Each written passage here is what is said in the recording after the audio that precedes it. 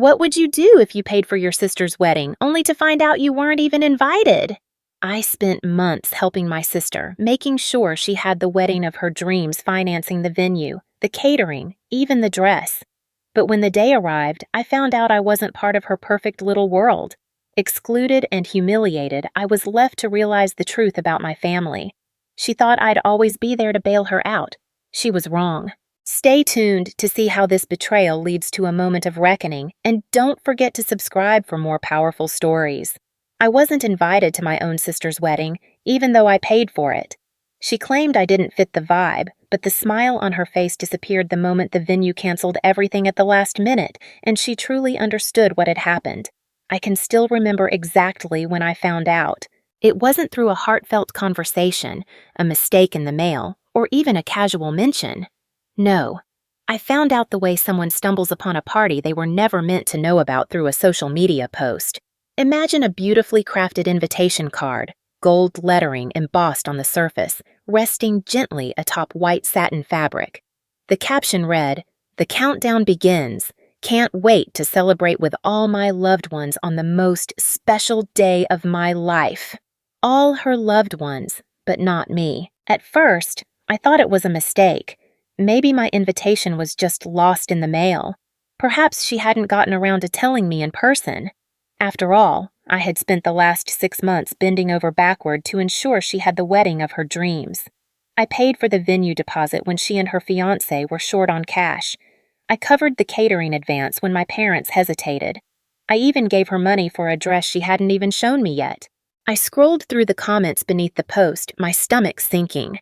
Friends, relatives, co-workers, everyone was gushing about how excited they were for the big day. Someone even joked about how exclusive the guest list must be. Exclusive. That's when the sick feeling started to creep in. I quickly sent her a message, nothing dramatic, just a simple, "Hey, I saw the post. I never got my invite. Did it get lost?" I stared at my phone, waiting for the 3 little dots to appear. They didn't. An hour passed. Then 2. By the time the sun set, I had convinced myself I was overreacting. Maybe she was just busy. Maybe she had forgotten to reply. Then, at 10:34 p.m., my phone buzzed. "Sister, hey, I was going to talk to you about this. I hope you understand, but we had to make some tough choices with the guest list. It's a very curated event, you know. We had to keep it elegant. No offense, but you don't really fit the vibe. I know you'll be happy for me from afar, though. Love you." Curated event. Doesn't fit the vibe. Happy from afar. I read the message 3 times before it really hit me. I wasn't just forgotten I was intentionally excluded, and I knew exactly why. I wasn't like my sister's friends, with their perfectly manicured nails, expensive suits, and fake laughs echoing through upscale cocktail parties. I didn't work in an office with a shiny title or discuss investments over brunch. I owned an auto repair shop, a successful one, the kind that made good money, especially since I specialized in luxury vehicles. But none of that mattered to my family. To them, I wasn't a businessman. I was just a grease-stained mechanic, a guy who always smelled like gasoline, whose hands were permanently rough from years of hard work. My sister had always looked down on me for that. She believed that true success meant sitting in an air-conditioned office, wearing a suit, running a respectable business, not managing a garage, no matter how much money it brought in. She never said it outright, but I saw it in her eyes every time I showed up at family dinners in my work clothes. The faint wrinkle in her nose as I walked in, the way she introduced me to her friends with a quick, dismissive, "Oh, my brother just runs some car shop," as though I were an embarrassment. And now, after everything I had done for her, she had curated me out of her perfect little wedding. I had financed the wedding, and somehow I wasn't good enough to attend it. I should have seen it coming. It wasn't the first time my family had made me feel like an outsider. The signs had been there for years, the small jabs at family dinners, the dismissive comments about my business, the way my parents beamed with pride when my sister got promoted at her marketing firm but barely acknowledged when I expanded my shop. But no matter how they treated me, I never said no when they needed me. When my sister wanted a lavish wedding but couldn't afford it, I was the one who stepped in. I paid for the venue deposit, the catering advance, even part of her wedding dress, and I never asked for anything in return. You know how expensive weddings are, she had whined one night over dinner at my parents' house, swirling her wine glass dramatically. If you want something nice, you have to pay for it, I had replied, half joking. Easy for you to say, she had huffed. You don't have student loans. You don't have to keep up a professional appearance. You wear the same boots every day. That was my sister in a nutshell. She equated success with appearances. She never cared that I built my business from the ground up, that I worked 60-hour weeks to make sure my employees had stable jobs, that I earned every damn dollar I had. To her, I was just the guy with oil-stained hands and working-class problems. But I still helped. When she and her fiancé came up short, I wired the money without hesitation. I told myself it was for family, that I wasn't doing it for recognition. Yet here I was, not even worthy of an invitation. The night I read her message, I didn't sleep. I kept going over every moment of the past few months, trying to pinpoint when exactly she decided I wasn't good enough to be seen at her wedding. Was it when I showed up to a family gathering straight from the shop still in my uniform? Was it when she introduced me to her fancy friends as my brother he works with cars? Like I was some random guy changing tires on the street? Or had she always thought of me this way? The next morning, I drove to my parents' house. I didn't announce myself. I wanted to hear what they'd say when they weren't expecting me. As soon as I stepped inside, I heard my mother's voice from the kitchen. "Well, you know how he is," she was saying, her tone laced with the same quiet disappointment I had grown used to. "I just don't want him embarrassing me," my sister replied. "It's going to be a sophisticated event. I can't have him showing up looking like he just crawled out from under a car." I clenched my jaw. "He's family," my dad mumbled, but his voice lacked conviction. "Exactly, and he should understand that this isn't about him," my sister snapped. "I don't need him there making people uncomfortable. He doesn't belong in that kind of setting." I had heard enough. I pushed the door open, stepping into the kitchen. My sister went pale when she saw me. My mother quickly busied herself with stirring something that didn't need stirring. "So that's how you see me?" I asked, my voice calm. My sister hesitated before straightening her shoulders. "Don't take it personally, it's just not your kind of crowd." "My kind of crowd," I echoed, crossing my arms. "Come on, you know what I mean," she huffed. "Everyone there is from the corporate world, lawyers, executives, people who actually network. You don't have anything in common with them." "Right, because I don't sit in an office and push paper all day. I must be too dumb to hold a conversation." "I never said that," she said quickly, but her face gave her away. My mother let out a long sigh. "Sweetheart, it's just a different kind of event. You have to admit, you do come off a little rough sometimes. You're always in those work clothes, and, well, you don't carry yourself like her guests do." "I own a business," I said, keeping my voice steady. "I make more money than half of those sophisticated people you're inviting. But because I don't wear a suit every day, I'm not good enough?" My sister groaned. "It's not about the money, it's about the image. Look, I appreciate everything you've done for the wedding, but this is my day. I need it to be perfect. I just don't think you'll fit in there." And there it was, the truth. It didn't matter that I'd covered her bills, bailed her out countless times when she overspent, or done more for this family than anyone else. To them, I would always be the mechanic, dirty, rough, and out of place. I exhaled slowly, nodding. "Got it." "Oh, don't be like that," my mother interjected. "We'll have a nice family dinner after the honeymoon, just us. That'll be more your style." I smiled, but it wasn't out of kindness. "You're right," I said, grabbing my car keys. "That would be more my style, because in my world, when someone helps you, you don't turn around and treat them like garbage." I walked out before they could say another word. As I drove back to my shop, my phone buzzed with a text from my sister. "Sister, don't make this a big deal, okay? You know I love you. Hope you can still help with the final payment for the cake. It's due Friday. XO." I laughed. I laughed so hard I had to pull over. She really thought I was still going to pay. She thought I would swallow my pride as I always did. She had no idea I was done. By the time I pulled into my shop, I had made my decision. For years, I had been the family's safety net, the one they turned to when things got tough. I'd always said yes, no matter the cost. I had convinced myself it was my duty, that it was what family did. But this was the last straw. My sister didn't just take my money. She took it while looking down on me. She accepted every check, every transfer, every single dollar I gave her. But when it came time to acknowledge me in front of her fancy friends, I wasn't good enough. And yet, she still had the audacity to text me about paying for her wedding cake like nothing had happened. I had been played for a fool. Not anymore. I texted her back. Me. Sorry, I wouldn't want to embarrass you by being associated with your wedding. I'm sure you'll figure it out without me. Good luck. No emojis, no fake kindness, just a clear message. Less than 5 minutes later, she called. I let it go to voicemail. Then she called again. Then my mother. Then my father. By the time I closed up shop that night, I had 12 missed calls. The next morning, I woke up to a series of frantic texts. Sister, what do you mean you're not paying? The cake is already ordered. Sister, you can't just back out. We're counting on you. Mom, sweetheart, don't be spiteful. It's just a misunderstanding. Let's talk. Dad, we raised you better than this. I stared at my phone, shaking my head. Not one of them apologized. Not one, I'm sorry we hurt you.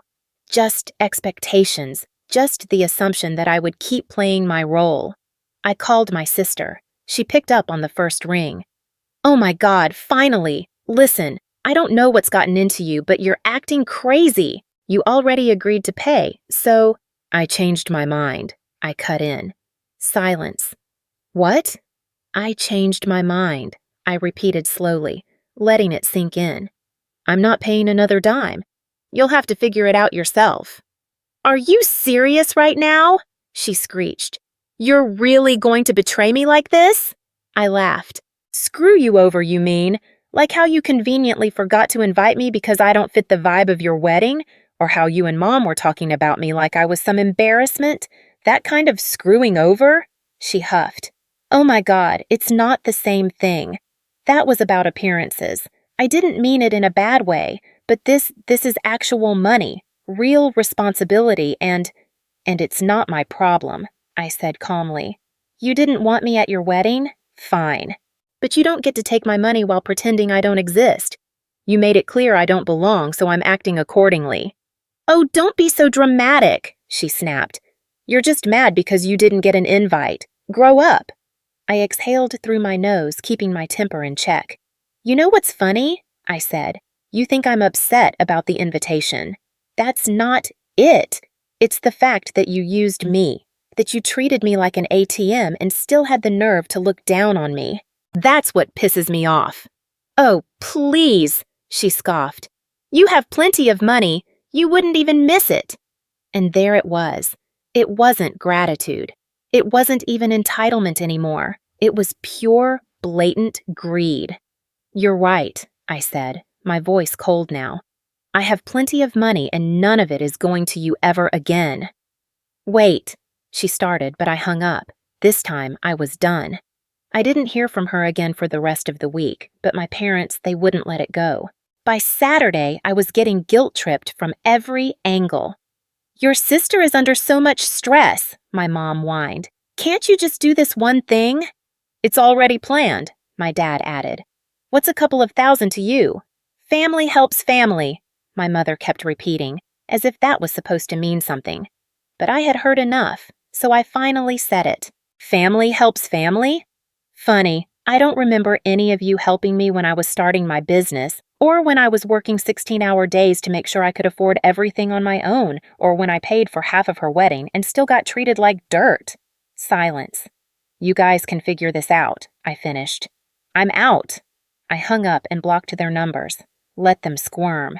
I didn't expect silence, not from my sister, not from my parents, not from anyone in my family who had spent years treating me like their personal ATM. I expected calls, begging, maybe even some thinly veiled threats disguised as you'll regret this or you're being selfish. But for 2 whole days, my phone stayed silent. And that's when I knew they weren't ignoring me out of anger.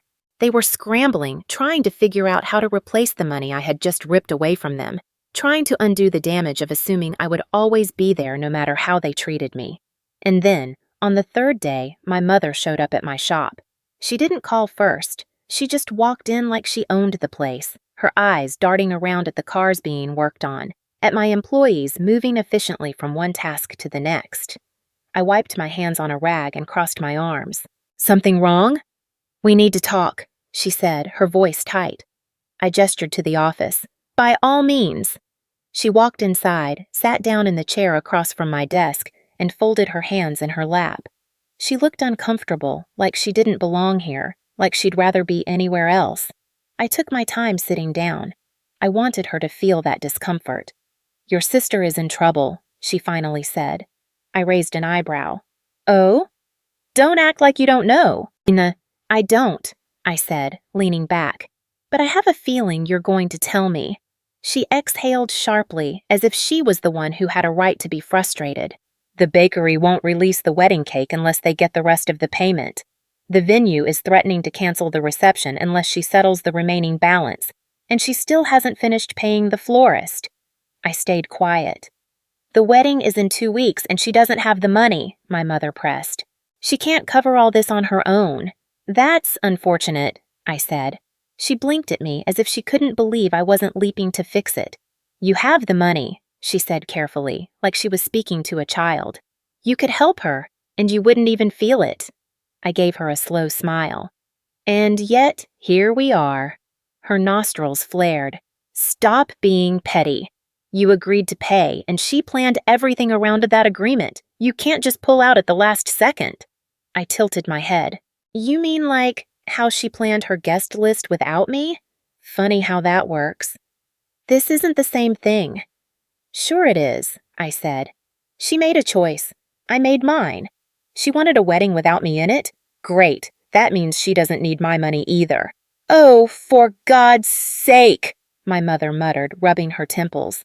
I waited for her to try something new, to guilt me, to remind me that family helps family, that I shouldn't hold grudges, that this isn't how I was raised. Instead, she let out a slow breath and sat up straighter. "If you don't help her, she's going to have to downgrade everything. She'll be humiliated. People will talk." I laughed. "Now we're getting to the real problem." Her face darkened. "It's not just about appearances," she said stiffly. "She deserves a beautiful wedding." "She deserves exactly what she can afford," I corrected. "And clearly that's not the wedding she planned." Her lips pressed into a thin line. "So that's it? You're just going to sit here and let your sister suffer?" "She's not suffering," I said flatly. "She's getting a reality check, one that's long overdue." My mother stared at me for a long moment, her expression unreadable. Then she stood up, smoothed her blouse, and adjusted the strap of her purse. "You'll regret this," she said simply. I shrugged. "Maybe." She left without another word, and I felt nothing but relief. Over the next few days, the cracks in my sister's perfect wedding plans started to show. First, she posted a vague status on Facebook. "It's so hard when people you count on let you down, but I guess that's life, right?" I ignored it. Then I got a call from a mutual Brian. "Dude, what's going on? Your sister's freaking out. She said you bailed on paying for the wedding." "That's correct," I said. "But why?" "Because she didn't invite me," I said simply. Silence then. "Oh, yeah, okay, I get that." The next day, my sister texted me. "Sister, can we talk?" I waited an hour before responding. "Me. Talk about what?" "Sister, I don't want things to be like this between us. Can we meet for coffee?" I almost laughed. She didn't want things to be like this, the same sister who had deliberately kept me out of the most important day of her life because I didn't fit her perfect image. No, it wasn't about wanting things to be better for me. It was about her convenience. But I was curious, so I agreed. When I arrived at the coffee shop, she was already there, tapping her manicured nails against her cup. Her smile was hesitant, almost unsure. Hey, I replied, sitting down across from her. She sighed dramatically, her voice a little too heavy for the moment. "Look, I know you're upset." "I'm not upset," I interrupted. "I just finally see things for what they are." She frowned. "What's that supposed to mean?" "It means I get it now. I'm useful when you need something, but the second I become an inconvenience to your perfect little world, I get tossed aside. That's not fair, she protested. Isn't it? I leaned back, crossing my arms. You didn't think I was good enough to be at your wedding, but my money was good enough. You can't have it both ways. Her lips tightened. I wanted everything to be perfect, and I didn't think you'd care. Well, now you know, I said, my voice cool. She hesitated, her eyes flickering for a moment. If I invite you now, will you help? I smiled, then stood up. Enjoy your wedding, sis, I said, but you'll have to figure it out without me. And I walked out. The morning of my sister's wedding, I woke up feeling light. No stress, no guilt, no obligations. For the first time in years, I wasn't weighed down by their expectations. I had no reason to rush, no last-minute problems to solve. No calls begging me to cover costs or jump in to save the day because I wasn't invited, and for once, I didn't care. But apparently, my family hadn't stopped caring about my money. At 11:27 a.m., I got the first call. Mom. I let it ring. At 11:42 a.m., my dad tried, ignored. At 12:03 p.m., a text from Brian lit up my phone. Brian, bro, you're not going to believe this. The venue just kicked them out. I stared at the screen and then I laughed. The disaster I had warned them about it was happening. I'd given them every chance to fix their mess, but instead, my sister had assumed someone would step in at the last second. But no one did. Without the final payment, the venue canceled. The staff locked the doors while guests arrived, confused, as the wedding planner scrambled to explain. And my sister? She was hysterical. The fancy 5-tier cake? Never arrived. The high-end floral arrangements? Canceled. The high-profile wedding she'd bragged about for months? Gone. At 1:15 p.m., she called me. I picked up. What? I said, my voice flat. Are you happy now? She shrieked. I leaned back in my chair, unamused. About what? You know exactly what, she snapped. The wedding is ruined. Oh, I said casually. Didn't have enough money? You knew we didn't have enough money, she screamed. You were supposed to help. You promised. I chuckled. No, you assumed. Silence. You let me fail, she said, her voice shaking. No, I corrected. You failed all on your own. And then, for the first time, she broke. I don't understand, she whispered. Why couldn't you just help? After everything we've been through, after everything you've done? I repeated, my patience snapping. You mean like using me for years? Like taking my money without a second thought? Like treating me like garbage the second I wasn't useful to you? I didn't mean it like that, she muttered. You never do, I said coldly. That's the problem. The silence between us stretched, heavy with unspoken words. Then her voice wavered. So this is it? You're really just going to walk away? I already did, I said. You just didn't notice until now. And I hung up. The wedding was moved to a relative's backyard at the last second. No extravagant decorations. No 5-star catering. Just a rushed setup with whatever they could throw together. I heard my sister spent the entire night holding back tears, too humiliated to enjoy her own wedding.